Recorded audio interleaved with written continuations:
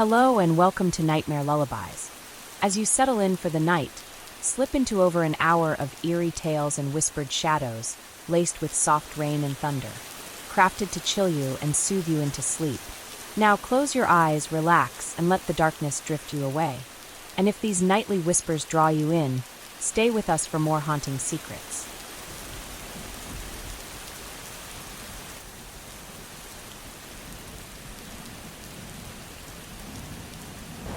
The snow fell gently over Willow Creek, West Virginia, its flakes drifting down like whispers from the heavens, blanketing the small town in a soft white glow, the air crisp with the bite of winter, the scent of pine and wood smoke lingering in the night, the stars obscured by a thick layer of clouds, their absence a quiet omen on a night that should have been filled with joy.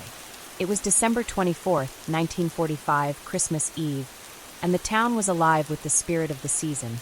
Its streets lined with modest homes decorated with strings of lights, their windows aglow with the flicker of candles, their chimneys puffing smoke into the sky, their yards dotted with snowmen built by children who'd spent the day playing in the fresh powder, their laughter a melody that had echoed through the day, a melody that would soon be silenced, a melody that would soon be replaced by a scream that would mark the beginning of a mystery that would haunt Willow Creek for decades, a mystery that would shatter a family, a mystery that would change everything. Inside the Bennett home, a two-story wooden house on the edge of town, the air was warm with the glow of a crackling fire, the scent of freshly baked sugar cookies wafting from the kitchen, the sound of Bing Crosby's White Christmas playing softly on the radio, its notes a gentle hum beneath the chatter of a family preparing for the holiday. Evelyn Bennett, 35, a seamstress with a gentle smile and tired eyes, stood in the living room, her hands smoothing the skirt of her red dress, her auburn hair pinned back in a neat bun, her heart swelling with love as she watched her 10 children decorate the Christmas tree, their small hands hanging ornaments with care, their voices a chorus of excitement, their laughter a balm to the hardships of the year, a year marked by the end of the war, a year marked by the return of hope, a year that should have been a new beginning, a year that would soon become a nightmare that would steal her children, a nightmare that would steal her peace, a nightmare that would steal her life. Robert Bennett, 38, a mechanic at the local garage, sat in an armchair near the fire, his broad shoulders relaxed, his dark hair slicked back with a bit of pomade, his blue eyes crinkling with a smile as he watched his children, his hands resting on his knees, his voice a deep rumble. December 24th, 1945, 8 p.m. Careful with that star, Lydia. Let Samuel help you. We don't want it to fall. It's your grandmother's. It's been in the family for years. Lydia, 14, the eldest, stood on a stool, her blonde hair tied back with a red ribbon, her green eyes focused as she reached for the top of the tree, her voice steady. I've got it, Daddy. Don't worry, Samuel. Hold the stool. I don't want to fall. This star has to be perfect. It's Christmas Eve. Everything has to be perfect. Samuel, 12, stood beside her, his freckled face serious, his hands gripping the stool, his voice a whisper. I'm holding it, Lydia, you're fine. The star looks great. It's going to be the best tree we've ever had. I can't wait for Santa to see it. Grace, 9, and Henry, 7, were stringing popcorn garlands, their small hands working together, their laughter bubbling up as they tossed popcorn at each other, their voices a duet of joy. December 24th, 1945, 8:05 p.m. Henry, stop eating the popcorn. We need it for the tree. You're going to ruin it, Mama. Tell him to stop. Evelyn smiled, her hands on her hips, her voice gentle. Henry, listen to your sister. We'll have plenty of treats later. Let's finish the tree first. Then we'll have hot cocoa, I promise. Charlotte, 5, the youngest of the 5 who would soon vanish, sat on the floor near the tree, her tiny hands clutching a paper angel she'd made at school, her brown curls bouncing as she looked up at her mother, her voice a squeal.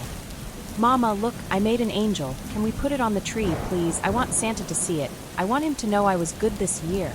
The other 5 children, Margaret, 16, James, 15, Ruth, 13, Thomas, 11, and Anna, 10, were scattered around the room, their hands busy with tinsel and lights, their voices a cacophony of excitement. Their presence a reminder of the life Evelyn and Robert had built together. A life filled with love, a life filled with chaos, a life filled with joy, a joy that would soon be shattered, a joy that would soon be replaced by a grief too vast to comprehend, a grief that would define them, a grief that would test them, a grief that would never truly heal. Evelyn looked at Robert, her smile soft, her voice a whisper. December 24th, 1945, 8:10 p.m. They're so happy, Robert. Look at them. It's a perfect Christmas Eve. I wish every night could be like this. I wish we could hold on to this moment forever. Robert nodded, his hand reaching for hers, his voice a promise. We will, Evelyn. We'll make more moments like this. The war's over. Things are going to get better. We've got our family. That's all that matters. That's all we need. Willow Creek was a small town, its population barely reaching 1,000. Its streets lined with clapboard houses and small shops. Its heart a community that had weathered the Great Depression and the Second World War. Its spirit a resilience that had kept it alive. Its traditions a comfort in a world that had seen too much change. A world that was about to see more. A world that was about to lose its innocence. An innocence that would be stolen by a fire. A fire that would take 5 children. A fire that would leave a mystery in its wake. A mystery that would haunt the town for decades. A mystery that would haunt the Bennett family. A mystery that would haunt the world. The town had gathered earlier that day for a Christmas Eve service at the First Baptist Church, its pews filled with families, its choir singing Silent Night, its pastor speaking of peace on earth, a peace that would soon be shattered, a peace that would soon be replaced by fear, a fear that would linger in the hearts of the townspeople, a fear that would change them, a fear that would never truly fade. By 10 p.m., the children had finished decorating the tree, their hands sticky with candy canes, their voices a chorus of yawns, their eyes heavy with the promise of sleep, their excitement a fire that burned through their exhaustion. A fire that would soon be overshadowed by another, a fire that would destroy their home, a fire that would steal their siblings, a fire that would steal their childhood. Evelyn gathered them in the living room, her hands clapping to get their attention, her voice firm. December 24th, 1945, 10:05 p.m., time for bed. Everyone, Santa won't come if you're still awake. Let's say our prayers, then up to bed. We've got a big day tomorrow. I want you all to get some rest. The children groaned, their voices a chorus of protests, but they obeyed, their hands folding in prayer, their voices reciting the words they'd been taught, their hearts filled with the magic of Christmas, a magic that would soon be replaced by terror, a terror that would mark the end of their innocence, a terror that would mark the beginning of a nightmare that would never truly end. By 11 p.m., the house was quiet, the children tucked into their beds, their rooms a maze of bunk beds and shared spaces, their breaths even as they slept, their dreams filled with visions of sugar plums and presents, their sleep a peace that would soon be shattered, a peace that would soon be replaced by chaos, a chaos that would take 5 of them, a chaos that would leave the rest with a grief they couldn't comprehend, a grief that would shape their lives, a grief that would never truly heal.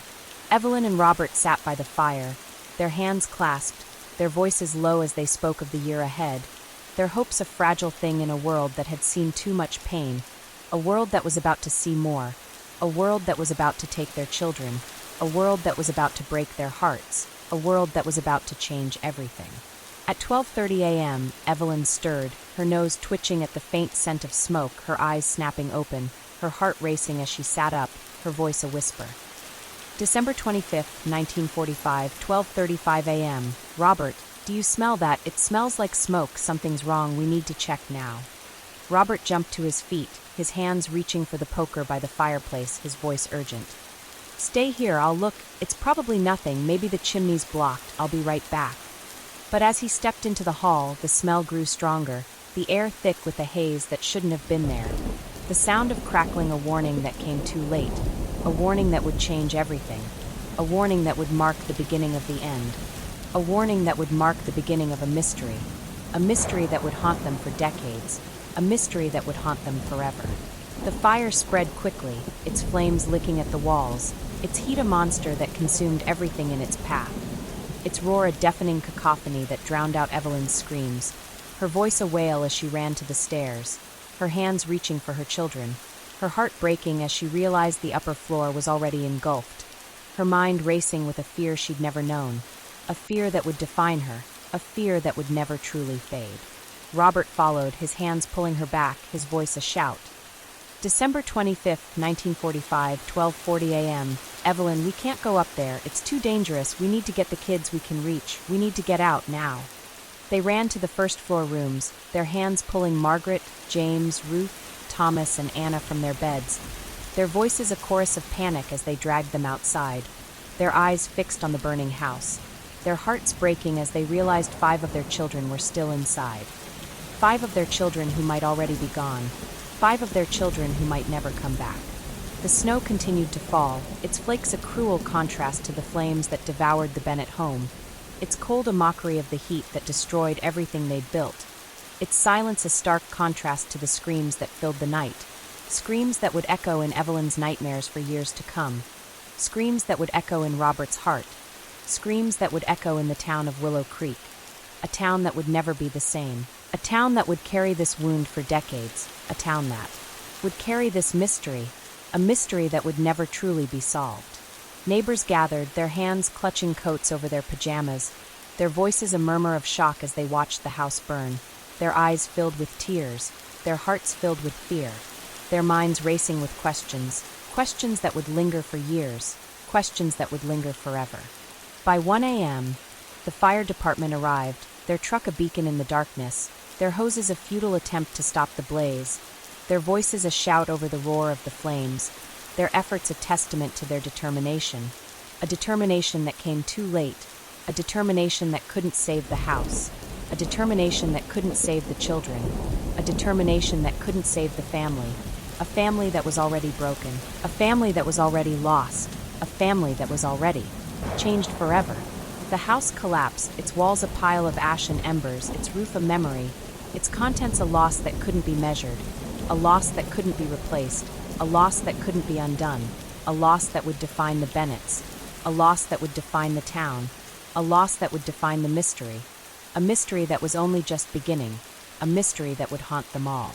At 3 a.m., the fire was out, the snow still falling, the air thick with the scent of smoke and sorrow, the ground a mess of ash and melted snow, the scene a devastation that mirrored the devastation in Evelyn's heart, her hands clutching Robert's, her voice a wail. December 25, 1945, 3:05 a.m., Lydia, Samuel, Grace, Henry, Charlotte. Where are you? Mama's here. I'm here. Please come back. I need you. I can't lose you. I can't. I love you. I love you so much. Robert held her, his own tears falling, his voice a plea. We'll find them, Evelyn. They have to be here. They can't be gone. They can't. We'll find them. We have to. We can't lose them. We can't. But as the firefighters sifted through the ash, their hands careful, their voices low, they found nothing. No bones, no bodies, no sign of the 5 children. A discovery that should have brought relief. A discovery that brought only more questions. A discovery that brought only more pain. A discovery that brought only more mystery. A mystery that would change everything. A mystery that would haunt them forever. Detective Walter Klein, 42, a seasoned investigator with the Fayette County Sheriff's Office, arrived at the scene at 4 a.m., his coat dusted with snow, his badge glinting in the dim light of the dawn, his dark eyes sharp as he took in the devastation, his voice steady. December 25, 1945, for 05 a.m. I'm Detective Walter Klein. I'll be leading this investigation, Mr. and Mrs. Bennett. I need you to tell me everything.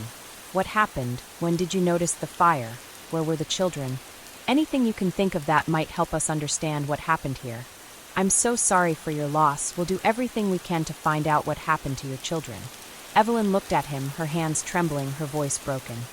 December 25, 1945, for 10 a.m., they were upstairs. Lydia, 14, blonde hair, green eyes. Samuel, 12, freckles. Grace, 9, brown hair. Henry, 7, blue eyes. Charlotte, 5, brown curls. They were sleeping. The fire started so fast, we couldn't get to them. We got the others out. But they're gone. They're not in the ash.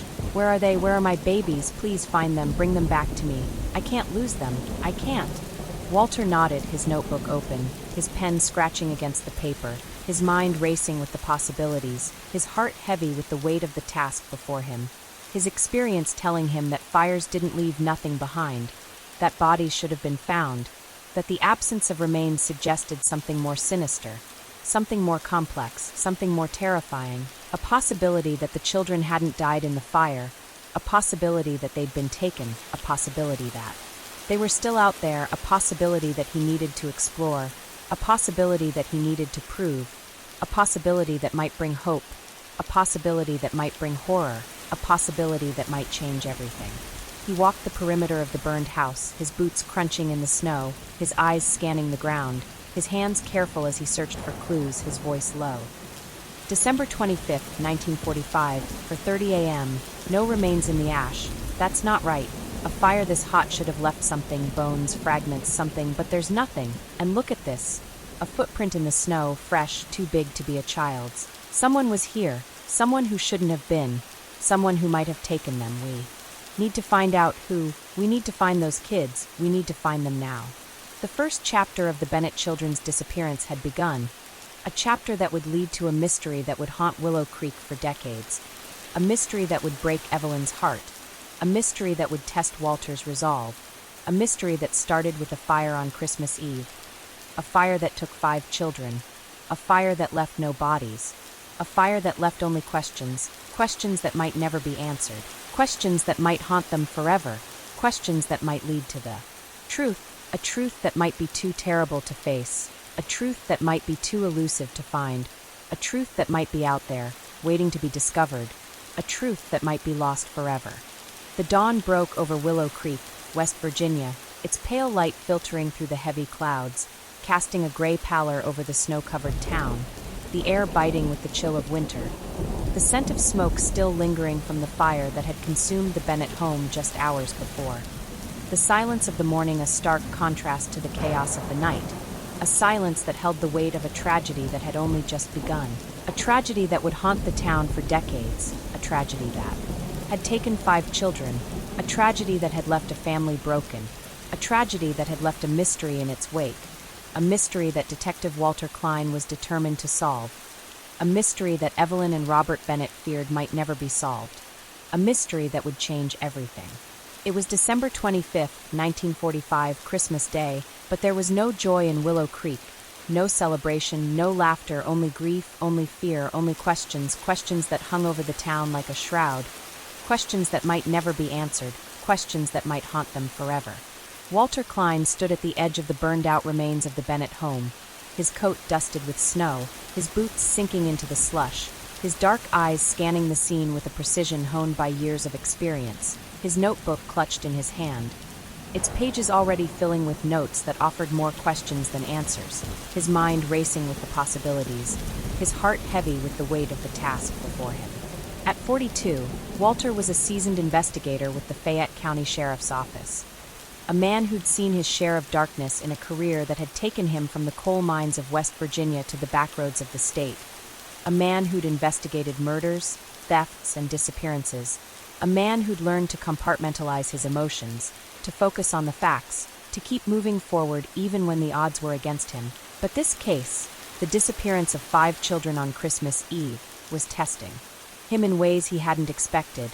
Its weight a burden he couldn't shake, its stakes a pressure he couldn't ignore, its outcome a question he couldn't answer, a question that might haunt him for the rest of his life. The footprint he'd found in the snow earlier that morning, a large, fresh print that couldn't have belonged to a child, had set his mind racing, its presence a clue that suggested the fire might not have been an accident, that the children might not have perished in the blaze, that they might have been taken, a possibility that brought both hope and horror, a possibility that he needed to explore, a possibility that he needed to prove, a possibility that might lead him to the truth, a truth that might be too terrible to face, a truth that might break the family waiting nearby, a truth that might break him. He'd called in his team, a small group of deputies who'd arrived at dawn, their faces etched with exhaustion and concern, their coats heavy with snow, their hands gripping shovels and lanterns, their voices low as they searched the area, their determination a fire that burned through their fatigue, a fire that Walter stoked with every order, every question, every lead he pursued. Evelyn Bennett sat on a wooden bench that a neighbor had brought over, her red dress replaced by a borrowed coat and a pair of boots, her auburn hair falling loose around her shoulders, her hands clutching the paper angel that Charlotte had made, its edges crumpled from her grip, its presence a cruel reminder of the joy they'd shared just hours before, its fragility a mirror to her own, a fragility that threatened to shatter with every moment that passed without news, a fragility that threatened to break her, a fragility that threatened to define her. Robert sat beside her, his broad shoulders hunched, his hands wringing a handkerchief, his face pale, his voice trembling as he tried to comfort her, his own fear a weight that threatened to crush him, his words a hollow promise. December 25th, 1945, 7 a.m. They'll find them, Evelyn. They have to be here, they can't be gone, we'll find them. We'll bring them home. We have to, we can't lose them, we can't. But his eyes betrayed his doubt, his hands shaking as he reached for Evelyn, his heart breaking at the sight of her pain. A pain that mirrored his own. A pain that grew with every minute that passed without news. A pain that would soon become a permanent part of their lives. A pain that would define them. A pain that would never truly heal. The town of Willow Creek had gathered around the Bennett family, their hands clutching coats and scarves, their voices hushed as they whispered about the fire.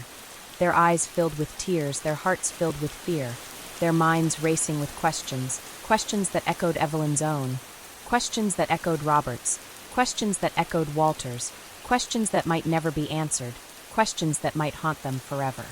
The First Baptist Church had opened its doors, its pews a sanctuary for those who needed to pray, its pastor a voice of comfort in a town that had lost its joy, its Christmas morning service a somber affair, its hymns a plea for the safe return of the children, a plea that went unanswered, a plea that hung in the air like the snow, a plea that might never be fulfilled, a plea that might never bring peace, a plea that might never bring closure. At 8 a.m., a witness came forward, a neighbor named Martha Hale, 50, who'd lived across the street from the Bennetts for years, her hands wringing a dish towel, her face lined with worry as she approached Walter near the edge of the burned-out lot, her voice trembling. December 25th, 1945, 8:05 a.m. Detective, I saw something last night. I couldn't sleep. I was up late wrapping presents. I looked out my window around 11:30. I saw a man, a stranger, standing near the Bennett's house. He was tall, skinny, wearing a dark coat and a hat. He was just standing there, watching the house. I thought it was odd, but I didn't think much of it at the time. I figured he was a relative or something. But now, with the fire, with the children gone, I'm not so sure. I've got a bad feeling. What if he started the fire? What if he took them? Walter's heart raced, his pen scratching furiously against his notebook, his mind seizing on the new lead, his voice sharp. December 25th, 1945, 8:10 a.m. A tall, skinny man, dark coat, hat, seen near the Bennett house at 11:30 p.m. Watching the house, you thought he was a relative, but now you're not sure. Is that right, Mrs. Hale? Did you see where he went? Did you see his face? Did you see anything else, a vehicle, anything? Martha shook her head, her hands trembling, her voice low. I didn't see his face, it was too dark, and I didn't see where he went. He was just there 1 minute. And then he was gone. I didn't see a car, I didn't hear anything. I wish I'd paid more attention. I wish I'd done something. I wish I'd called someone. I'm so sorry. I hope you find those kids. They're such sweet children. They don't deserve this. Walter nodded, his jaw tight, his mind racing with the implications.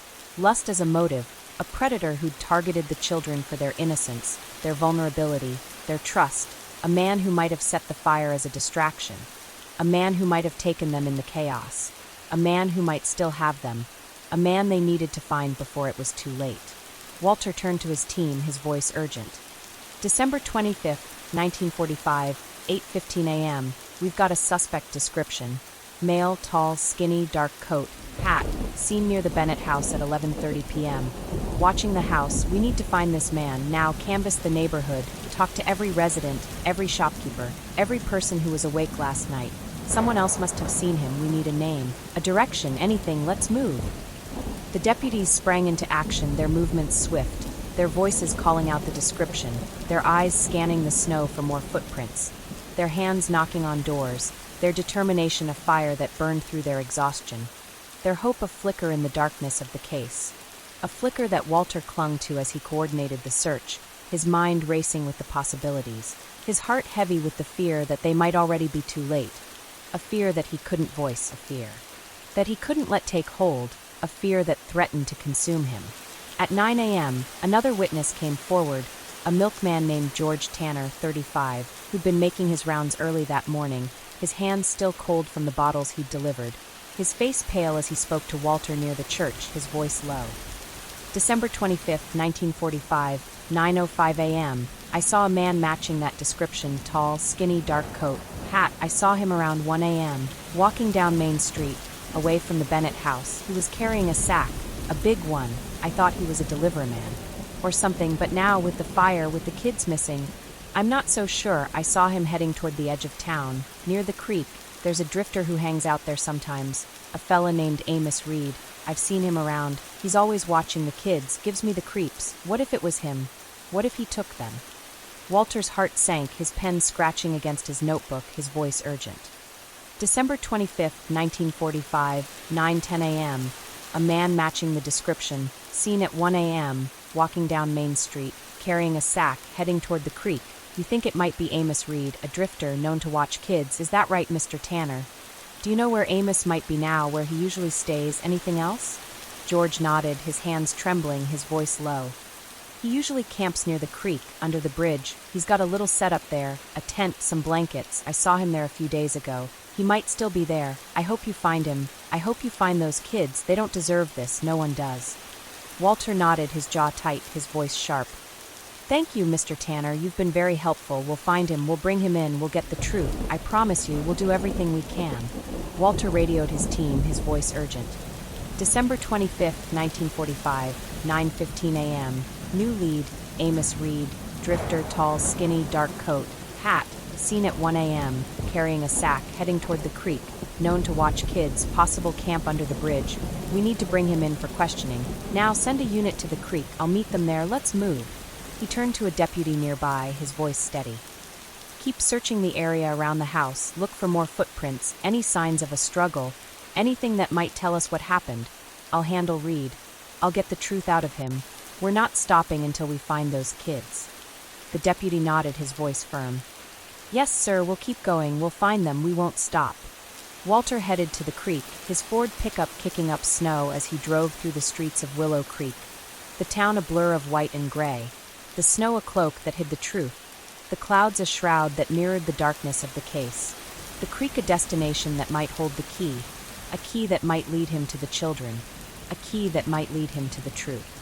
At 10 a.m., Walter and his team arrived at the creek, their flashlights cutting through the dim light of the morning, their voices low as they approached a small tent hidden under the bridge, its canvas tattered, its blankets a pile of rags, its occupant a tall, skinny man with a weathered face, his dark coat stained with dirt, his hat pulled low over his eyes, his hands raising in surrender as he looked up, his voice trembling. December 25th, 1945, 10:05 a.m. Don't shoot, I didn't do anything. What do you want? Who are you? What's this about? Walter stepped forward, his badge glinting in the pale light, his voice firm. Amos Reed, I'm Detective Walter Klein, Fayette County Sheriff's Office. You're coming with us. We need to talk about 5 children. Lydia, Samuel, Grace, Henry, and Charlotte Bennett. They went missing last night after a fire at their home. You were seen near the house. You were seen leaving with a sack. We need to know what you did, where they are, what happened to them. You're under arrest. Let's go. Amos's hands shook, his voice a plea. December 25th, 1945, 10:10 a.m. I didn't do anything, I swear. I was near the house. Yeah, I was looking for scraps. I'm a drifter. I don't have much. I saw the lights. I thought I might find something to eat. But I didn't go inside. I didn't start the fire. I didn't take those kids. I left when I saw the flames. I was carrying a sack, sure. But it was just my things, some clothes, a blanket. I didn't take them, I swear. Walter's eyes narrowed, his voice sharp. We'll see about that, Reed. You're coming with us. We'll get the truth out of you, one way or another. If you know where they are, if you did something to them, you'd better start talking, because I won't stop until I find them. You understand me? Amos nodded, his tears falling, his voice a whisper. I didn't do it, I swear. I just wanted to eat. I wouldn't hurt kids, I wouldn't. At the Fayette County Sheriff's Office, Walter sat across from Amos in a small interrogation room.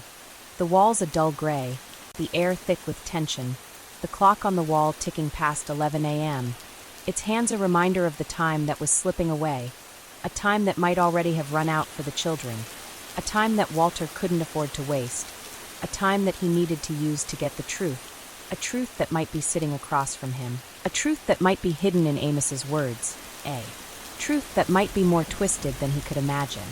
He leaned forward, his voice low. December 25th, 1945, 11:15 a.m. Amos, you were seen near the Bennett house at 11:30 p.m. Watching the house, you were seen leaving at 1 a.m., carrying a sack. The house burned down. 5 children are missing.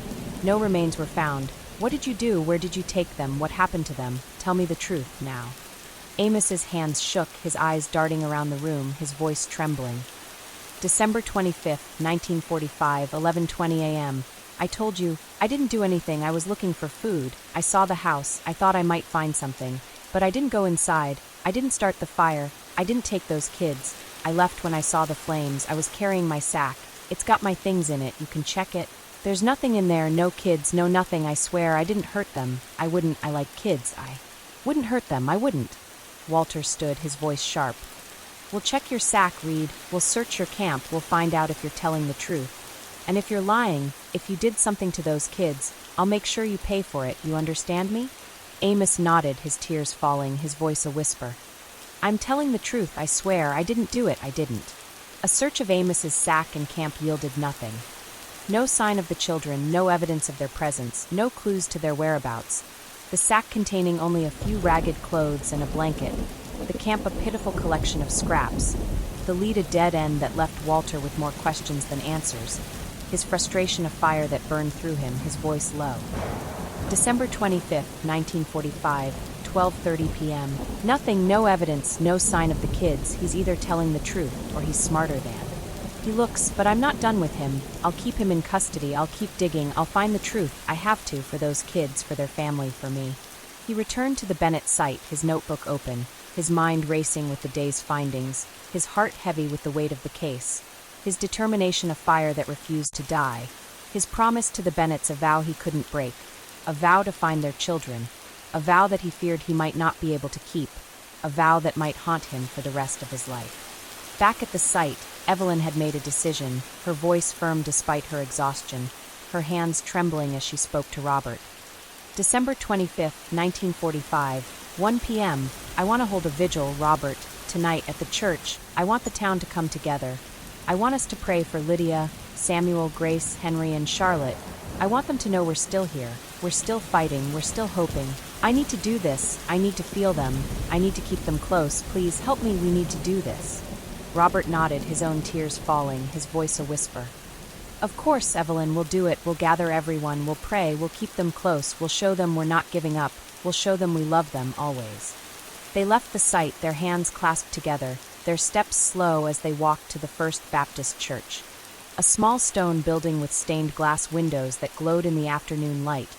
Its steeple a beacon in the darkness, its doors a sanctuary for a town in mourning. A town that needed to come together. A town that needed to hold on to hope. Even as it slipped away, even as the day deepened, even as the truth remained hidden. The vigil began at 6 p.m., the church filled with the people of Willow Creek, their faces a sea of grief and determination, their hands clutching candles, their voices a chorus of prayers, their hearts united in a shared hope, a hope for the safe return of Lydia, Samuel, Grace, Henry, and Charlotte, a hope that they might never see fulfilled, a hope that they couldn't let go, a hope that was all they had left. Evelyn stood at the front of the church, her hands still clutching the paper angel, her voice trembling as she spoke, her tears falling as she addressed the crowd. December 25th, 1945, 6:15 p.m. Thank you all for coming. Thank you for being here, for Lydia, for Samuel, for Grace, for Henry, for Charlotte, my babies. They're out there somewhere. I know they are. I can feel them. I need them to know we're here. We're waiting. We're fighting. I need you to pray with me, to hope with me, to believe. With me, they're my everything, they're our everything. Please help me bring them home. Please, don't let them be forgotten. Don't let them be lost. I love them. I love them so much. The crowd murmured their support, their voices a soft hum of prayers, their candles a sea of light in the darkness, their hands reaching out to touch Evelyn, to offer comfort, to share her pain, to show her she wasn't alone, to show her that her children were their children, that her loss was their loss, that her hope was their hope, a hope that they would carry together, a hope that they would hold on to, even as the days turned into weeks, the weeks into months, the months into years, a hope that would sustain them, even as the mystery deepened, even as the truth remained hidden, even as the children remained lost. Robert stood beside Evelyn, his hands on her shoulders, his own voice a whisper. December 25th, 1945, 6:20 p.m. Lydia, Samuel, Grace, Henry, Charlotte, we're here, Daddy's here, I love you, I'll never stop looking, I'll never stop fighting, I'll bring you home, I promise I love you always.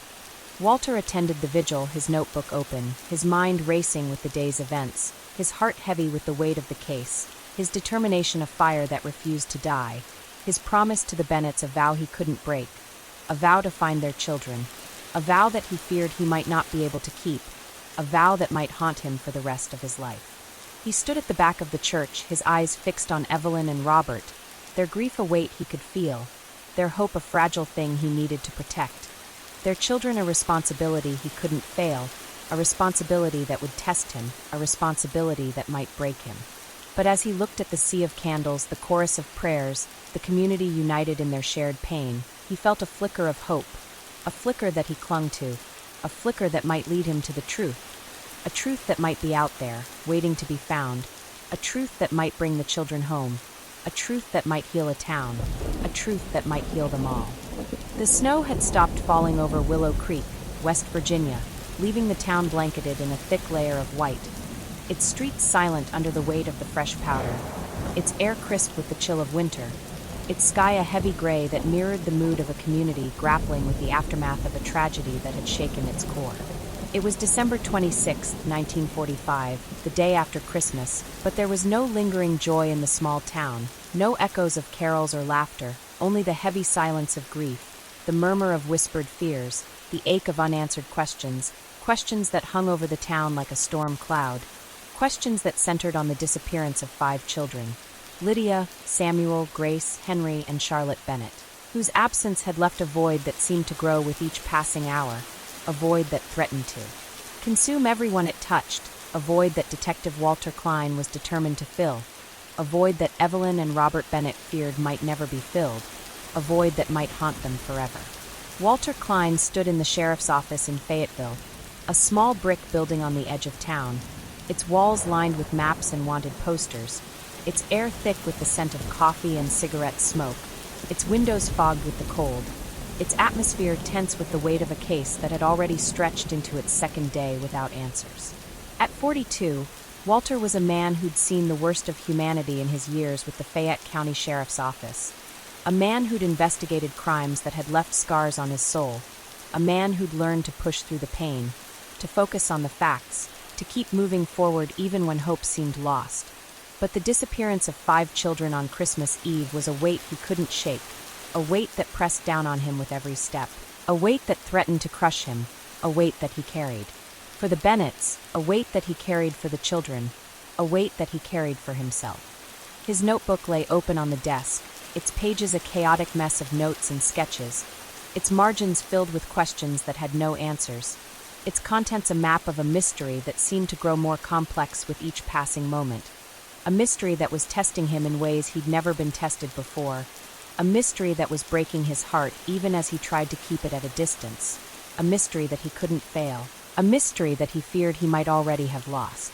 Amos Reed, the drifter who'd been seen near the Bennett house on Christmas Eve, had been released after his sack and camp yielded no evidence, his alibi of scavenging for food holding up under scrutiny, his involvement a theory that had crumbled, his motif of lust, a predatory interest in children, a lead that had gone nowhere, a lead that had left Walter with more questions than answers, a lead that had forced him to look elsewhere, to find another suspect, to find another motive, to find the truth, a truth that might be closer than he thought, a truth that might be more personal than he could imagine, a truth that might change everything.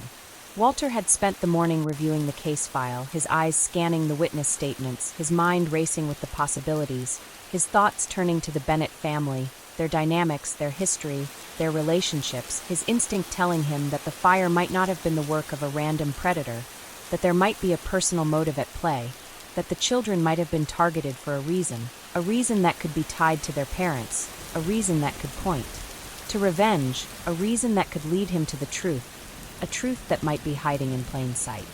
At 10 a.m., Walter drove back to Willow Creek, his Ford pickup crunching through the snow, the town a quiet expanse of white and gray, its streets empty save for a few residents shoveling their walkways, their faces pale, their eyes downcast, their voices hushed as they spoke of the fire, of the children, of the mystery that had shattered their peace, a peace that might never return, a peace that had been replaced by fear, a fear that lingered in the air, a fear that would define the town. For years to come, a fear that would define the Bennets, a fear that would define the case. He arrived at the site of the burned-out Bennett home, Its remains a blackened scar against the snow, its ash a testament to the destruction of a family, its silence a reminder of the children who were still missing, children who might still be out there, children who might already be gone, children who Walter needed to find, children who Evelyn and Robert needed to hold, children who the town needed to mourn, children who might never come home. Evelyn and Robert were still there, their hands clasped together, their faces pale, their eyes red from crying, their voices silent as they stared at the ruins of their home, their hope a fragile thing that seemed to crumble with each passing minute, their grief a weight that threatened to crush them, a weight that Walter could feel as he approached them, his voice gentle. December 26, 1945, 10:15 a.m. Mr. and Mrs. Bennett, I need to ask you some more questions. I know this is hard, but we need to explore every possibility. Can you tell me if there's anyone who might have a grudge against you? Anyone who might want to hurt you or your family? Anyone who might have a reason to set the fire, to take your children? Evelyn looked at him, her gray eyes filled with tears, her hands clutching the paper angel that Charlotte had made, her voice a whisper. December 26, 1945, 10:20 a.m. A grudge. Why would anyone have a grudge against us? We're just a normal family, we don't have enemies, we don't hurt people, we just want our children back. Why would someone take them? Why would someone do this to us? Robert's jaw tightened, his hands gripping Evelyn's, his voice low. I can't think of anyone, Detective. We're simple people. I work at the garage. Evelyn takes care of the kids. We go to church. We keep to ourselves. I don't know who would do this. I don't know why they'd target us. I just want my kids back. That's all I want. But there was a flicker in his eyes, a hesitation in his voice, a shadow that Walter noticed, a shadow that suggested there was more to the story, a shadow that he needed to explore, a shadow that might lead him to the truth, a truth that Robert might not want to face, a truth that could change everything. Walter pressed, his voice steady but firm. December 26, 1945, 10:25 a.m. Mr. Bennett, I can see you're holding something back. I need you to be honest with me. If there's anything, anyone, any conflict, any disagreement, we need to know. It could be the key to finding your children. Please think hard.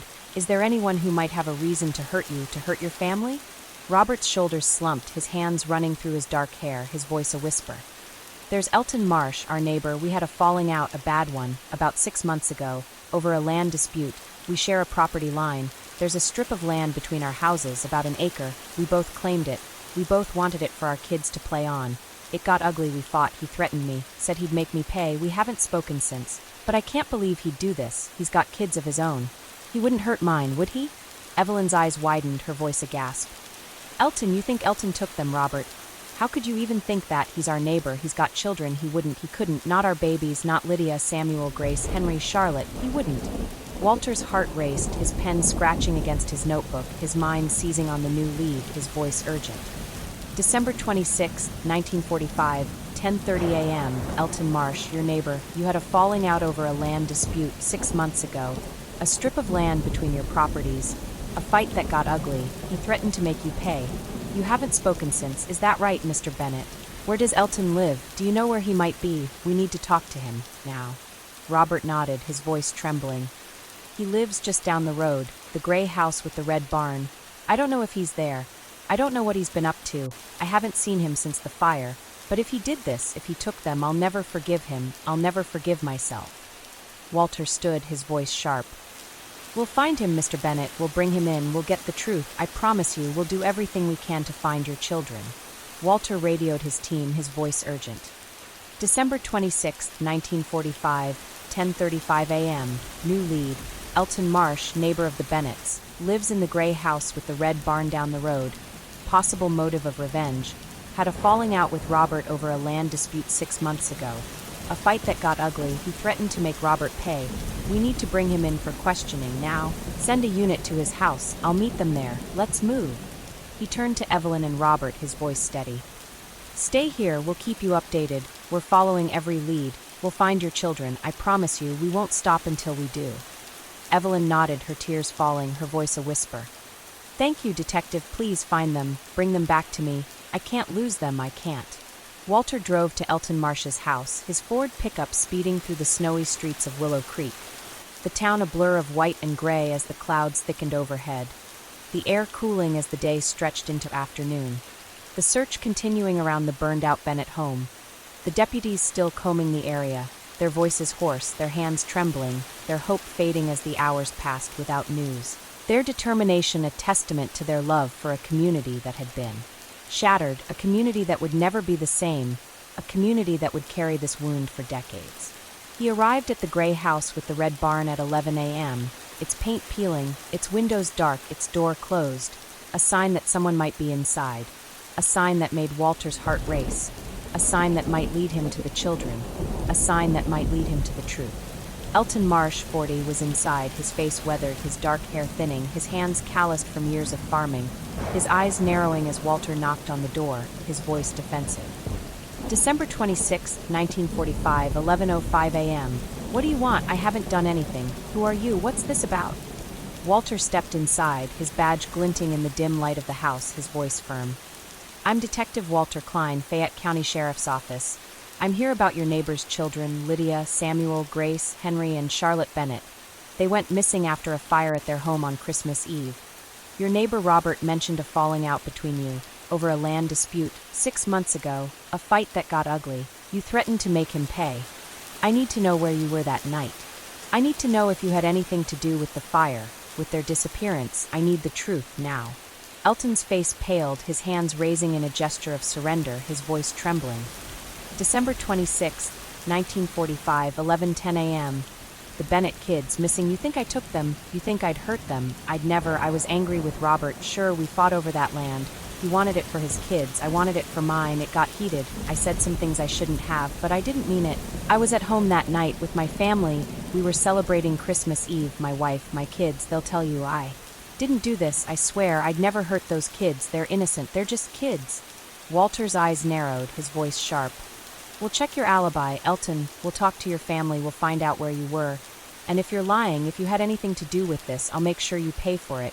You understand me. Revenge is a powerful motive. And I need to know if that's what this is. I need to know if you set that fire, if you took those children to hurt Robert, to get back at him for your fight.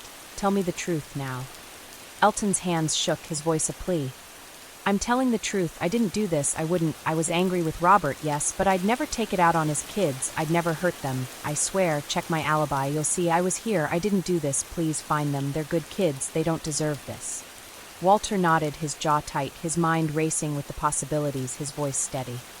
December 26, 1945, 11:30 a.m. We'll verify your alibi, Elton. We'll find out where you were. And if you're telling the truth, you've got nothing to worry about. But if you're lying, if you know anything, I'll find out and you'll answer for it. Stay here. Don't leave town. We'll be in touch. He radioed his team, his voice urgent. Check Elton Marsh's alibi. He claims he was at home with his family on Christmas Eve. Talk to his wife, his kids, confirm his story. Let me know what you find. I'm heading back to the site. We need to keep pushing. We need to find those kids. Back at the site of the Bennett home, the search continued into the afternoon. The deputies still sifting through the ash, their hands careful, their voices low, their hope fading as the day stretched on without results. Their determination a testament to their commitment, a commitment that Walter shared, a commitment that drove him to dig deeper, to look beyond the obvious, to find a motive that might explain the unexplainable, a motive that might lead him to the truth, a motive that might bring the children home, a motive that might be hiding in plain sight.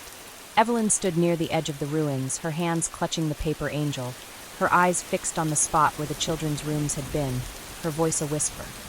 December 26, 1945, 2 p.m. Lydia, Samuel, Grace, Henry, Charlotte. I'm here, Mama's here. I'll never stop looking. I'll never stop fighting. I love you so much.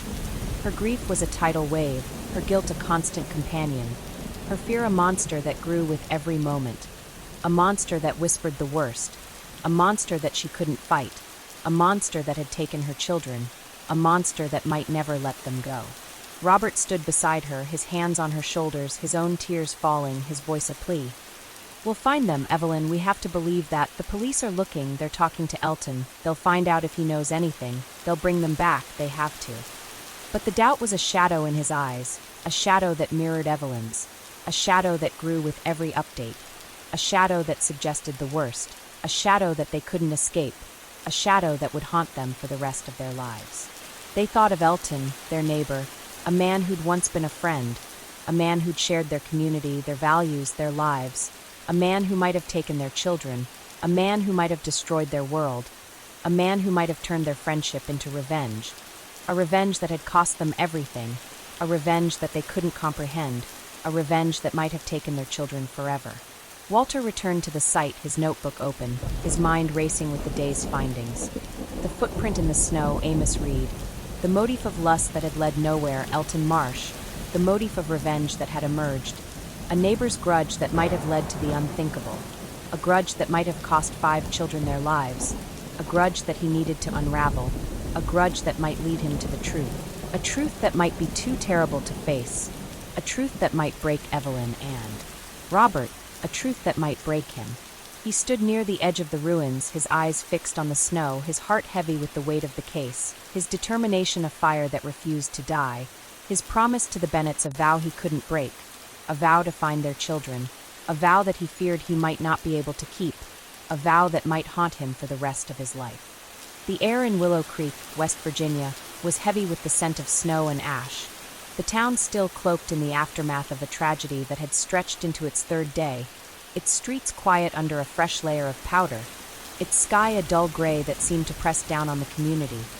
A community that had lost its sense of safety, a community that had lost 5 children, a community that was losing hope with each passing hour.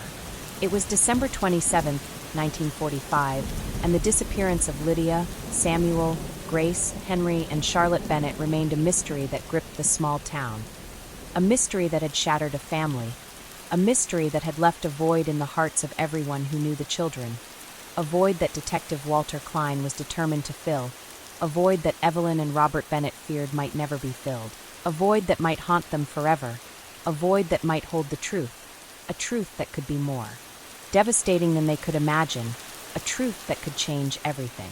Walter Klein sat in his office at the Fayette County Sheriff's Office, his coat draped over the back of his chair, his sleeves rolled up, his dark eyes bloodshot from lack of sleep, his notebook open on the desk, its pages a testament to the hours of fruitless searching, its contents a map of a case that seemed to grow more hopeless with each passing moment, a case that was testing him in ways he'd never been tested before, a case that was breaking his heart even as he tried to keep it at bay. Distance, a case that he couldn't fail, a case that he feared he might already have lost. At 42, Walter was a man who'd seen the darkest corners of human nature, a man who'd investigated crimes that had left scars on his soul, a man who'd learned to push through the pain, to focus on the facts, to keep moving forward even when the odds were against him.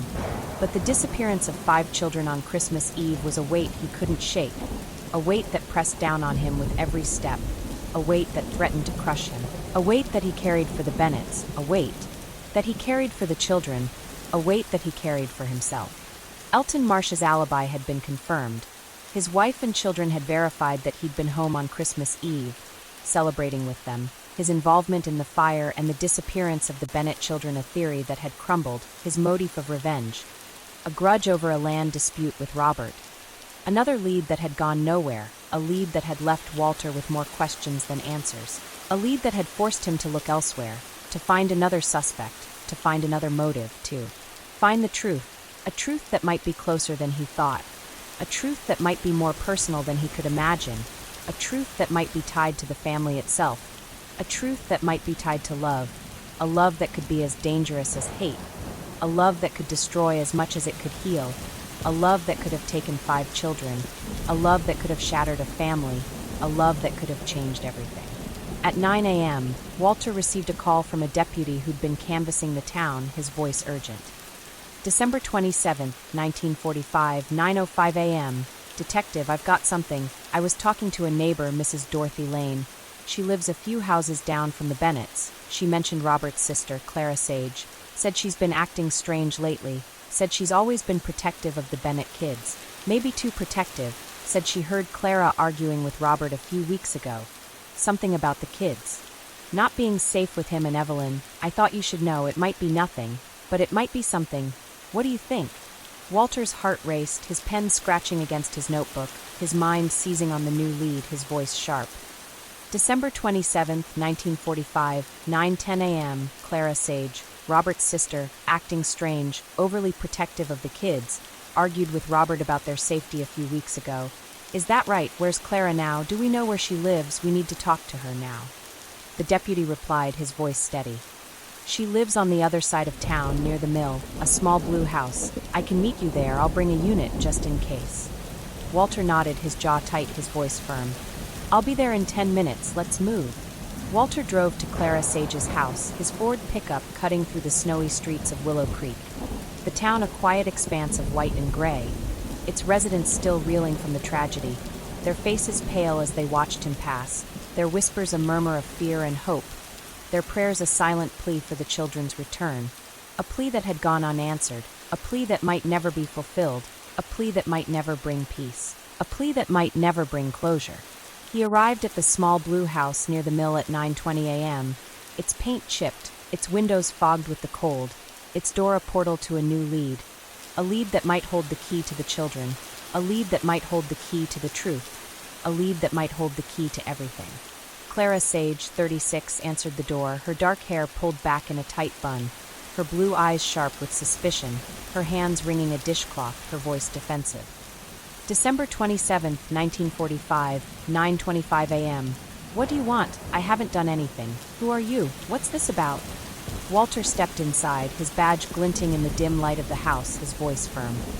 I'm Detective Walter Klein, Fayette County Sheriff's Office. I'm here about your brother's children, Lydia, Samuel, Grace, Henry, and Charlotte Bennett. They went missing after a fire at their home on Christmas Eve. We've heard you've been acting strange, that you've been overly protective of the kids, that you argued with Robert a few weeks ago about their safety. I need to know what that was about. I need to know where you were that night. I need to know if you had anything to do with their disappearance. I need the truth, now. Clara's face paled, her hands trembling, her voice a whisper. December 27, 1945, 9:30 a.m. My niece and nephews, missing. You think I had something to do with it. You think I'd hurt them. I'd never. I love those kids. I'd do anything for them. Yes, I argued with Robert. I told him I didn't think he and Evelyn were doing right by them. They've got 10 kids. It's too many. They can't keep them safe. I told him I could take some of them, raise them myself, give them a better life, but he got angry, told me to mind my own business. I was at home that night alone. I didn't do this, I swear. I'd never hurt them. I wanted to protect them. That's all. I love them. I wouldn't hurt them. I wouldn't. Walter's eyes narrowed, his voice sharp. You wanted to protect them. You thought they weren't safe with their parents. You wanted to take them. Is that right, Clara? Did you decide to take matters into your own hands? Did you set the fire? Did you take them to keep them safe, to give them that better life you thought they deserved? Tell me the truth, now. Clara's tears fell, her voice a plea. December 27, 1945, 9:35 a.m. No, I didn't, I swear. I thought about it. Yes, I wanted to take them. I wanted to save them. I thought I could give them a better life. But I didn't do it. I couldn't. I was at home. I didn't set the fire. I didn't take them. I love them. I'd never hurt them. I just wanted to protect them. That's all, I swear. You have to believe me. I didn't do this. Walter nodded, his jaw tight, his mind racing with the implications. Love as a motive, a twisted, obsessive need to protect, a need that might have driven Clara to take the children, to set the fire as a distraction, to give them the life she thought they deserved, a life away from their parents, a life that might have cost them everything, a life that might have cost their family everything, a life that might have cost the town everything. Walter radioed his team, his voice urgent. December 27, 1945, 9:40 a.m. I'm with Clara Sage, Robert Bennett's sister. She admits to arguing with Robert about the kids' safety, says she wanted to take them to protect them, claims she was at home on Christmas Eve, alone. We need to verify her alibi, check with neighbors, see if anyone saw her that night, search her house, look for any sign of the children. Let's move. He turned back to Clara, his voice steady. We'll check your story, Clara. We'll find out where you were, and if you're telling the truth, you've got nothing to worry about. But if you're lying, if you know anything, I'll find out, and you'll answer for it. Stay here, don't leave town, we'll be in touch. Clara nodded, her tears falling, her voice a whisper. I'm telling the truth. I didn't do this. I love them. I'd never hurt them. Please find them, bring them back. They're my family. I need them. I love them. A search of Clara's house and a canvass of her neighbors confirmed her alibi. 2 neighbors had seen her through her window on Christmas Eve, wrapping presents and listening to the radio. Her presence in her home a fact that cleared her of suspicion, her motive of love, a desire to protect the children, A lead that had gone nowhere. A lead that had left Walter with more questions than answers. A lead that had forced him to look elsewhere. To find another suspect, to find another motive, to find the truth. A truth that might be out there, waiting to be found. A truth that might be too terrible to face. A truth that might break the Bennetts. A truth that might break him.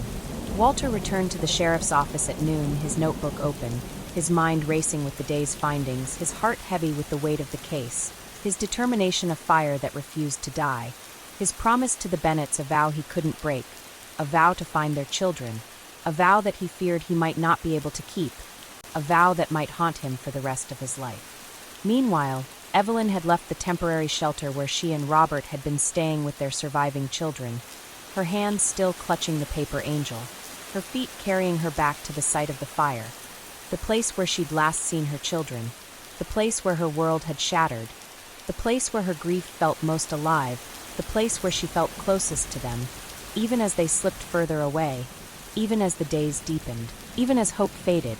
She stood in the snow near the blackened remains of the house, her borrowed coat wrapped tightly around her auburn hair falling loose around her shoulders, her gray eyes staring at the spot where the children's rooms had been, her tears falling into the snow, her voice a whisper. December 27, 1945, 1 p.m., Lydia, Samuel, Grace, Henry, Charlotte. I'm here, Mama's here. I'm so sorry, I should have kept you safe. I should have checked the house. I should have never let this happen. I'll never stop looking. I'll never stop loving you. I'll never stop fighting for you. I promise, I love you. I love you so much. The snow crunched beneath her feet, its sound a gentle rhythm that offered no comfort, its surface a mirror that reflected her pain, its cold a reminder of the warmth she'd lost, a warmth that might never return, a warmth that might be gone forever. Robert joined her, his hands on her shoulders, his own tears falling, his voice a plea. December 27, 1945, 1:05 p.m., Evelyn, come back to the shelter. You need to rest. You've been out here too long. The police are still looking. They'll find them. We have to believe that. We can't give up. We can't. But Evelyn shook her head, her hands clutching the paper angel, her voice a wail. I can't leave, Robert. This is where they were. This is where I last saw them. I can still hear their laughter. I can still see their smiles. I can't leave them. I can't. What if they come back? What if they're looking for me? I have to be here. I have to be here for them. Robert pulled her into his arms, his own grief a mirror to hers, his voice a whisper. I know, Evelyn, I know. I hear them too. I see them too. But we need to stay strong. We need to keep going. For them, for us. We'll find them. We have to. The search continued around them, the deputies still sifting through the ash, their hands careful, their voices low, their hope a flicker that threatened to die. A flicker that Evelyn clung to as she stood in the snow, her grief a tidal wave that threatened to drown her, her guilt a constant companion that whispered her failures, her love a fire that burned through her pain, a fire that would sustain her through the days, the weeks, the years to come, a fire that would never die, a fire that would keep her children alive in her heart, even as they slipped further away, even as the mystery deepened, even as the truth remained hidden, a truth that might never be found, a truth that might destroy her, a truth that might destroy them all. The town of Willow Creek watched from a distance, their prayers a silent chorus, their fear a growing shadow, their hope a fragile thing that seemed to fade with each passing day, a hope that they needed to hold on to, a hope that might already be lost, a hope that might never be found. The morning light in Willow Creek, West Virginia, was dim, filtered through a thick layer of gray clouds that hung low over the town, casting a somber glow over the snow-covered streets, the air sharp with the bite of winter. The scent of pine and smoke a lingering reminder of the fire that had torn through the Bennett home 4 days earlier.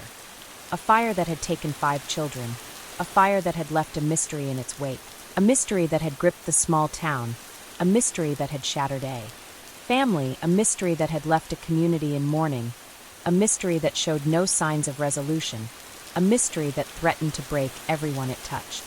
It was December 28, 1945, and the disappearance of Lydia, Samuel, Grace, Henry, and Charlotte Bennett had stretched into its 4th day, each hour a weight that pressed down on the town, each minute a reminder of the children who were still missing, each second a testament to the hope that was fading, a hope that Detective Walter Klein was determined to hold on to, a hope that Evelyn and Robert Bennett feared might already be lost, a hope that might never be found, a hope that might haunt them forever. Walter Klein stood on the edge of the burned-out Bennett property, his coat dusted with snow, his boots sinking into the slush, his dark eyes scanning the scene with a weariness that had settled into his bones, his notebook clutched in his hand. Its pages a testament to the days of fruitless searching, its contents a map of a case that seemed to grow more hopeless with each passing moment. A case that was testing him in ways he'd never been tested before. A case that was breaking his heart even. As he tried to keep it at a distance, a case that he couldn't fail, a case that he feared he might already have lost.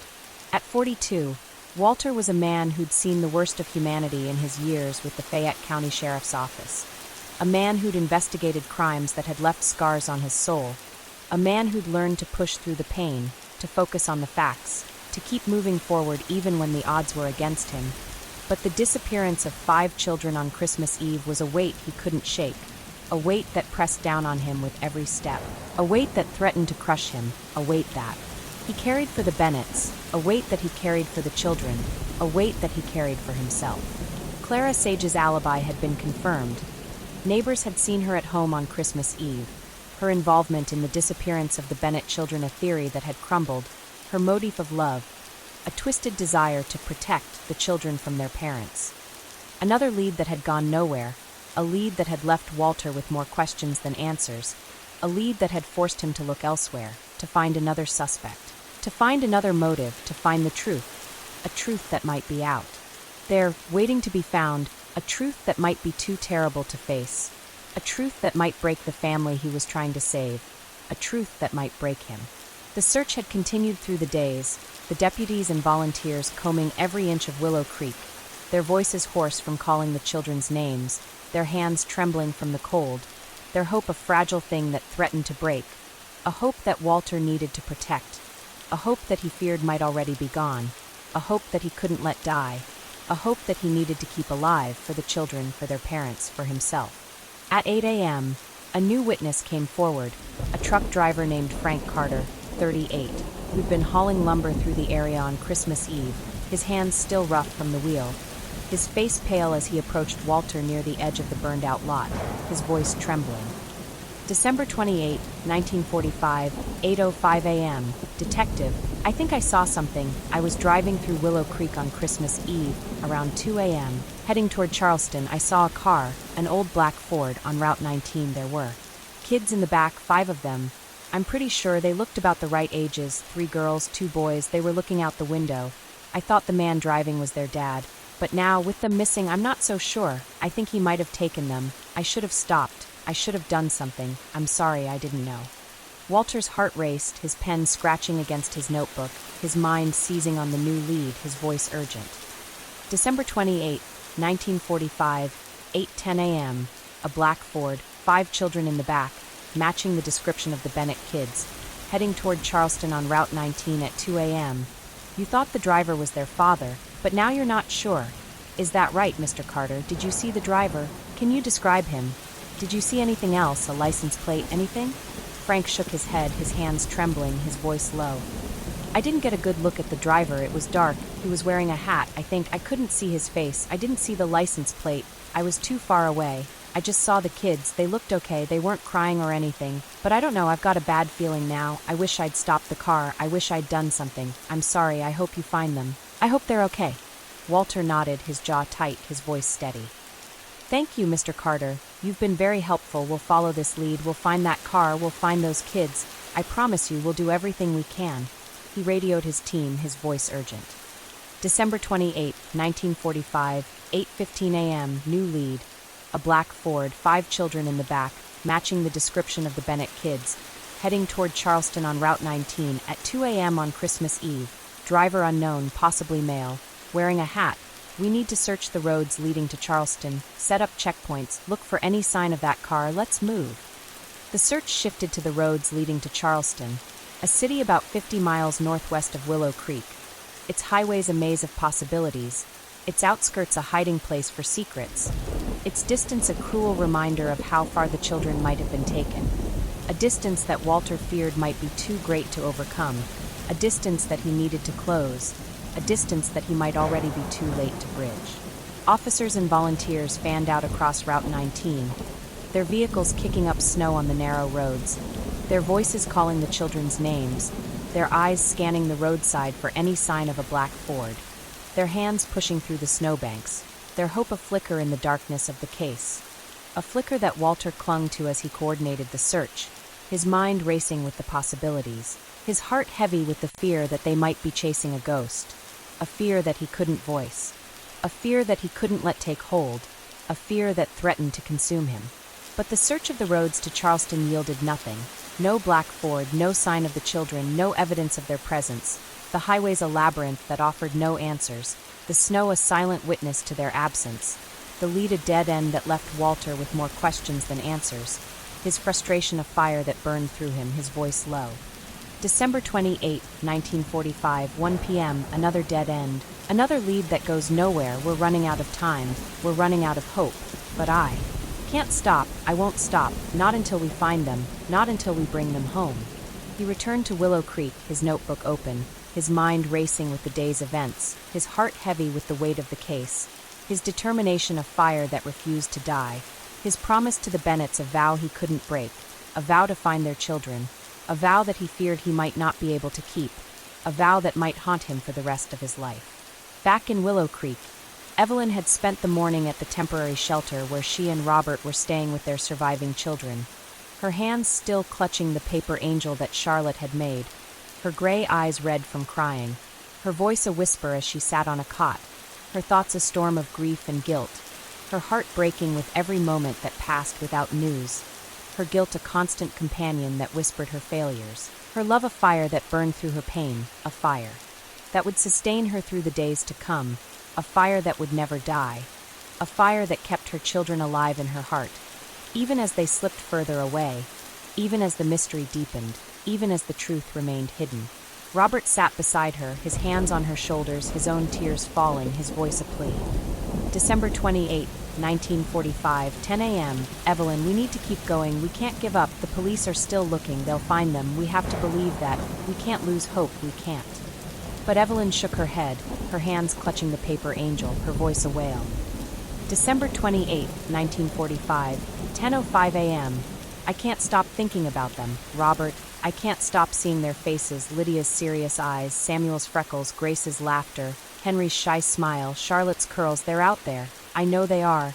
I can feel them. I need to do something. I need to bring the town together. I need to make sure they know we're still fighting. I need to make sure my babies know we're here. I need to hold a community meeting tonight at the church. We need to rally everyone. We need to keep looking. We need to keep hoping. Please help me. We need to do this. Robert nodded, his own tears falling, his voice a whisper. Of course, Evelyn, we'll do it. We'll gather everyone. We'll keep fighting. We'll show them we're not giving up. We'll show them we love them always.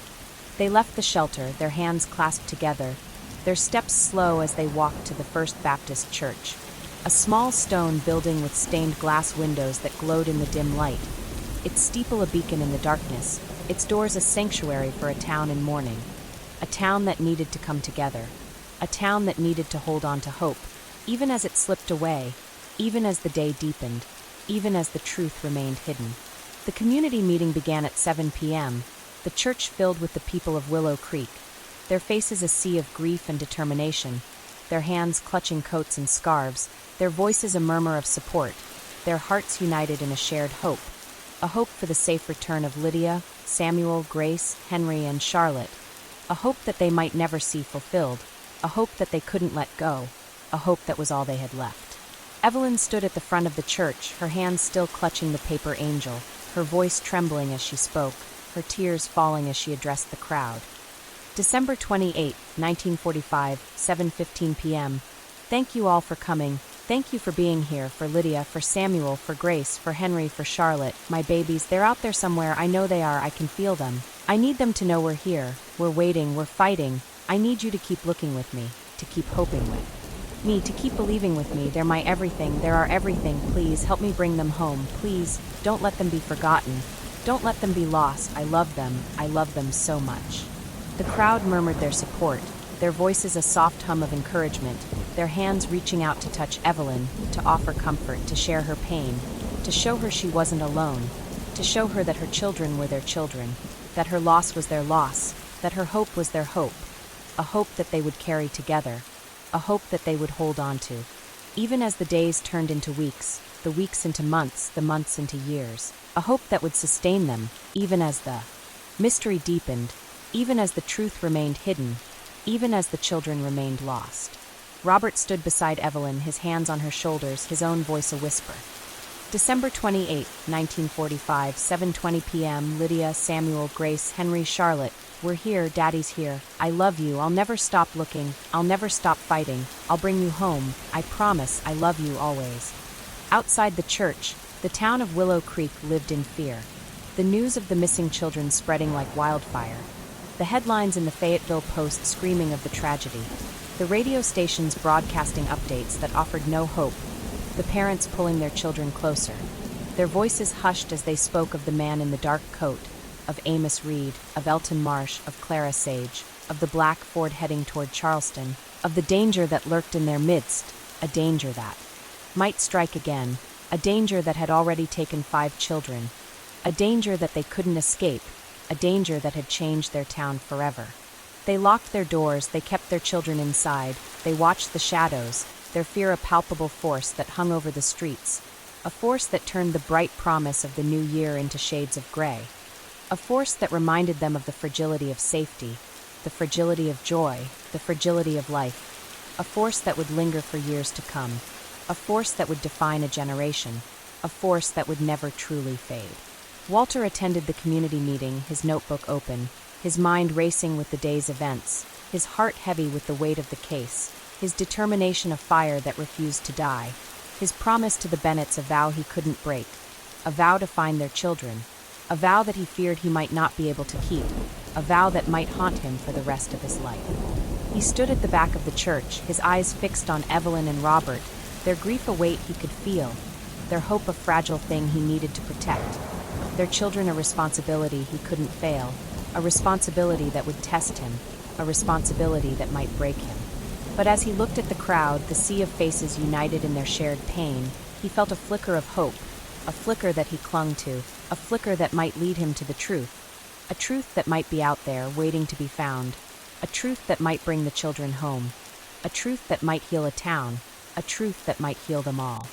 The days following the community meeting at the First Baptist Church turned into weeks, the weeks into months, the months into a year, and still, there was no sign of Lydia, Samuel, Grace, Henry, and Charlotte Bennett, the 5 children who'd vanished from their home in Willow Creek, West Virginia, on Christmas Eve, 1945, their disappearance a mystery that had gripped the small town, a mystery that had shattered a family, a mystery that had left a community in mourning, a mystery that had become a cold case, a case that Detective Walter Klein couldn't solve, a case that would haunt him for the rest of his life, a case that would haunt everyone it touched, a case that would never truly be forgotten, even as the world moved on, even as the years passed, even as the hope faded, even as the truth remained hidden, a truth that might never be found, a truth that might hold the key to healing, a truth that might hold the key to heartbreak, a truth that might hold the key to everything. By December 24, 1946, exactly 1 year after the children's disappearance, the investigation had officially been declared cold, the leads exhausted, the suspects cleared, the witnesses silent, the evidence non-existent, the case a puzzle with too many missing pieces, a puzzle that Walter had tried to solve, a puzzle that had defeated him, a puzzle that had left him with a guilt he couldn't shake, a guilt that would follow him into retirement, a guilt that would follow him to his grave.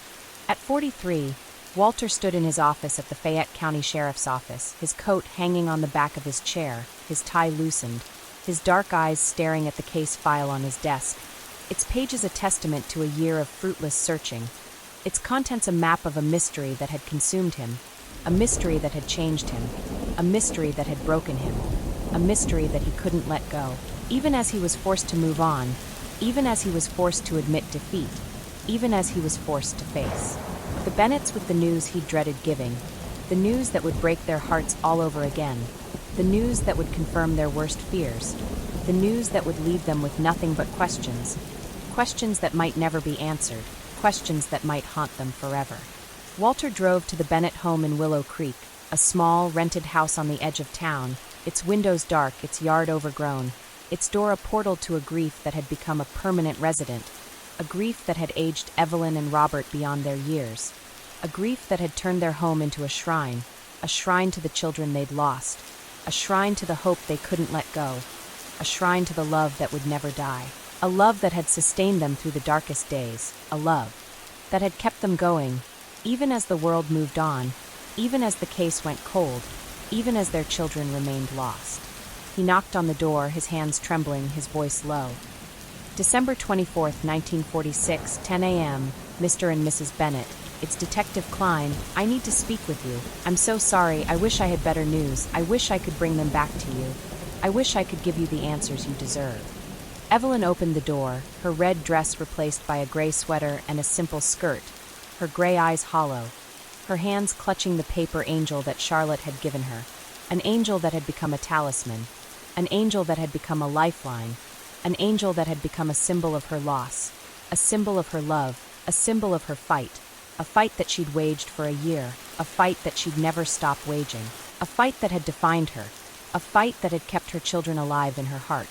Even as they slipped further away, even as the mystery deepened, even as the truth remained hidden, Robert stood behind her, his broad shoulders hunched, his dark hair now streaked with gray, his face lined with the weight of a year of grief, his hands trembling as he reached for Evelyn, his voice a whisper. December 24th, 1946, 10:05 a.m. Detective, please tell us you found something. Tell us you found them. Tell us they're coming home. Please, we can't take much more. We need to know. We need our babies back. Walter stepped inside, his notebook open, his voice heavy. December 24th, 1946, 10:10 a.m. I'm so sorry, Mr. and Mrs. Bennett. We've done everything we can. We've followed every lead. We've questioned every suspect. We've searched every inch of Willow Creek, the roads to Charleston, the hills, the state. We've had no new leads, no new evidence. The case is being classified as cold, but I promise you, I'll keep the file open. I'll keep looking. I'll never stop. Not really. I failed you. I failed. Your children. I'm so sorry. I wish I could have done more. I wish I could have brought them home. Evelyn's knees buckled, her hands clutching the paper angel, her voice a wail. December 24th, 1946, 10:15 a.m. Cold. You're giving up. You're leaving them out there. You're leaving my babies. How can you do this? How can you stop? They're still out there. I know they are. I can feel them. I can't stop. I won't stop. I'll never stop. I'll find them. I'll bring them home. I have to. They're my everything. They're my babies. I love them. I love them so much. Robert caught her, his own tears falling, his voice a plea. December 24th, 1946, 10:20 a.m. Detective, please don't give up. Don't let them be forgotten. They're our children. They're our world. We can't live without them. We can't. We need to know what happened. We need to know where they are. We need to bring them home. Please keep looking, keep fighting for them, for us. Walter nodded, his own eyes wet, his voice a whisper. I'll never forget them, Mr. Bennett. I'll never stop looking, I promise you. I'll keep the file open. I'll check every new lead. I'll do everything I can. I'm so sorry. I wish I could have done more. I wish I could have found them. I wish I could have given you the answers you deserve.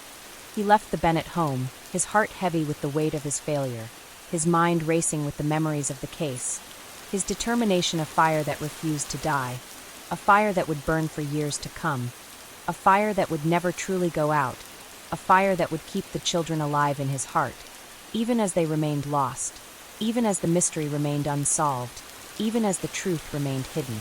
The years passed, the decades rolled by, and Evelyn Bennett never stopped fighting, her voice a constant in the media, her hands clutching the paper angel, her heart holding on to the hope that had sustained her through the darkest days, a hope that had kept her children alive in her memory, a hope that had kept her going, even as the world moved on, even as the case faded from the headlines, even as the town of Willow Creek tried to heal, a town that would never truly forget, a town that would always carry the scar of that night, a town that would always remember the children who'd vanished, the children who'd become a symbol of loss, a symbol of mystery, a symbol of love, a love that Evelyn carried through the years, a love that never died, a love that defined her, a love that would lead her to a moment that would change everything, a moment that would come 80 years later, a moment that would reopen the wound, a moment that would reopen the case, a moment that would leave her with more questions than answers, a moment that would leave her on the edge of hope and despair, a moment that would leave her story unresolved.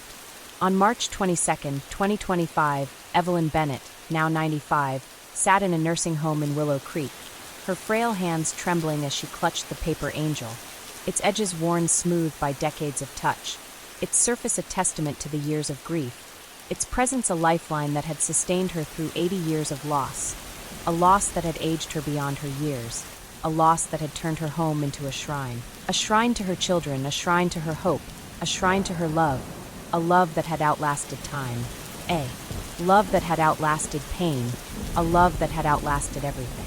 Her room was a museum of memories, its walls covered with newspaper clippings, photographs, and letters, its shelves lined with mementos of Lydia, Samuel, Grace, Henry, and Charlotte.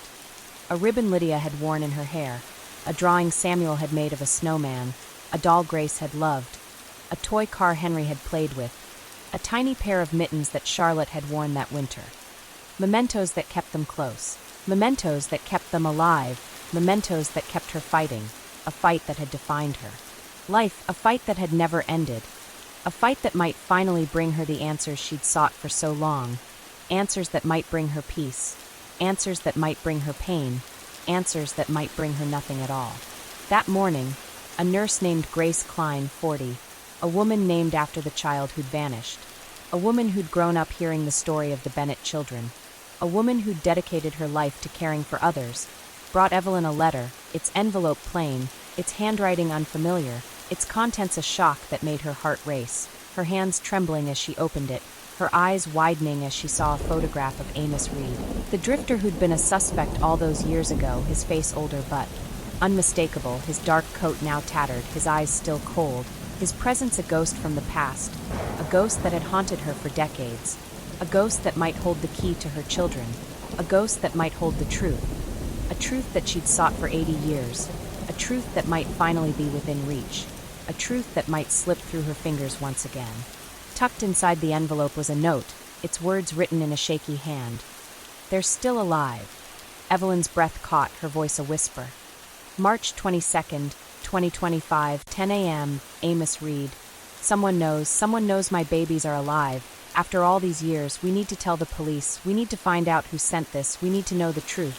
I need to know, I need my children, I need to bring them home, I need to hold them again, I need to tell them I love them, I need to tell them I never stopped. I never stopped fighting, I never stopped loving, I never stopped hoping.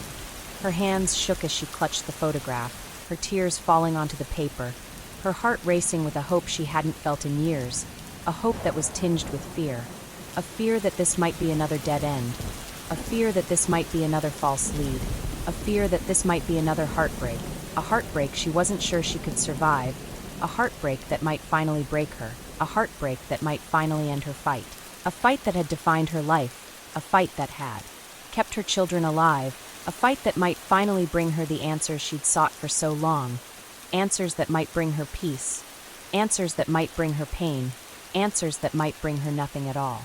Grace Klein, the nurse, called Evelyn's daughter, Margaret Bennett, 96, a woman who'd grown up in the shadow of her siblings' disappearance, a woman who'd carried the weight of her mother's grief, a woman who'd dedicated her life to supporting her fight, a woman who'd never known her brother and sisters, a woman who'd never stopped hoping, a woman who'd never stopped loving, a woman who'd never stopped believing, a woman who now stood in her mother's room, her hands trembling as she read the note, her voice urgent. March 22nd, 2025, 10:15 a.m. Mama, this is big, this could be it. We need to call the police, we need to tell them about the letter, about Amos Reed. We need to find out who sent this, we need to find them, we need to know. After all these years, we need to know what happened to Lydia, Samuel, Grace, Henry, and Charlotte. We need to bring them home, we need to give you peace. We need to give them justice, we need to do this, for them, for you, for us. Evelyn nodded, her tears falling, her voice a whisper. Yes, Margaret, call them, tell them, we need to know, I need to know, I've waited 80 years, I can't wait any longer. I need my babies, I need to know, I need to hold them. I need to tell them I love them. I need to tell them I never stopped fighting, I never stopped loving, I never stopped hoping. Margaret called the Fayette County Sheriff's Office, her voice urgent. March 22nd, 2025, 10:30 a.m. My name is Margaret Bennett. My mother, Evelyn Bennett, received a letter this morning about the disappearance of her children Lydia, Samuel, Grace, Henry, and Charlotte Bennett. A cold case from 1945. There's a photo of Amos Reed. a suspect from back then, and a note that says, "They're still alive. We need someone to look into this. We need answers, please. After all these years, we need closure. We need to know what happened. We need to bring them home." The officer on the phone, a young woman named Charlotte Reed, 28, a name that echoed the past, a name that carried the weight of history, a name that made Evelyn's heart ache, promised to reopen the case, her voice steady. March 22, 2025, 10:35 a.m. Ms. Bennett, I'm so sorry for your family's loss. We'll look into this. We'll assign a detective to the case. We'll investigate the letter, the photo. We'll do everything we can to find out who sent it, to find out what they know, to find your siblings. I promise you, we'll do our best. We'll keep you updated. We'll get to the bottom of this. Evelyn sat in her chair, her hands clutching the paper angel, her eyes fixed on the photograph of Amos Reed, her heart racing with a hope she hadn't felt in decades, a hope that was tinged with fear, a fear that this might be another dead end, a fear that this might be another false lead, a fear that this might be another heartbreak, a heartbreak she wasn't sure she could survive, a heartbreak that might finally break her, a heartbreak that might finally end her fight, a fight that had defined her life, a fight that had kept her children alive, a fight that might finally bring her the answers she'd sought for so long, answers that might bring her peace, answers that might bring her pain, answers that might bring her nothing at all.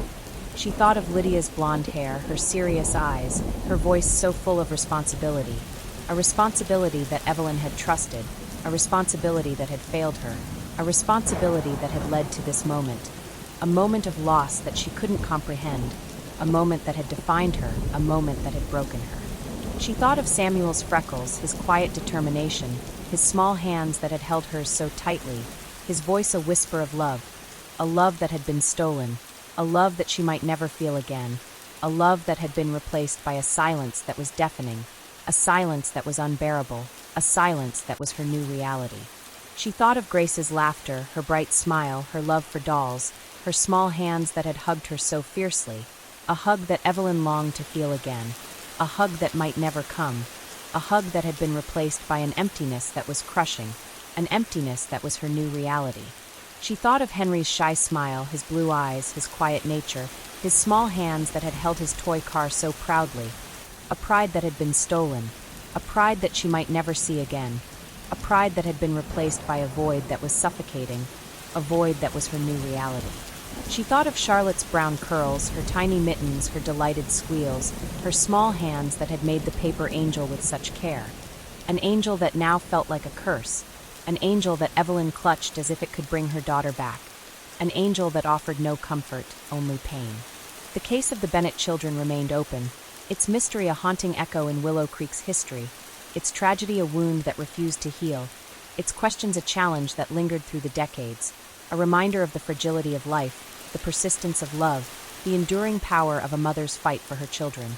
A fight that might finally bring the truth to light, or might simply deepen the mystery, leaving Evelyn, Margaret, and the town of Willow Creek with the same unanswered questions, the same unresolved grief, the same echo of a tragedy that refused to be forgotten, a tragedy that had begun on a snowy Christmas Eve in 1945, a tragedy that had ended with a letter in 2025, a letter that might hold the key to everything, a letter that might hold the key to nothing, a letter that left the story on a cliffhanger that might never be resolved, a cliffhanger that might haunt them forever, a cliffhanger that might be the final chapter, or might be the beginning of a new one, a chapter that only time would tell, a chapter that only the truth could write, a truth that might never be found, a truth that might change everything, a truth that might change nothing at all.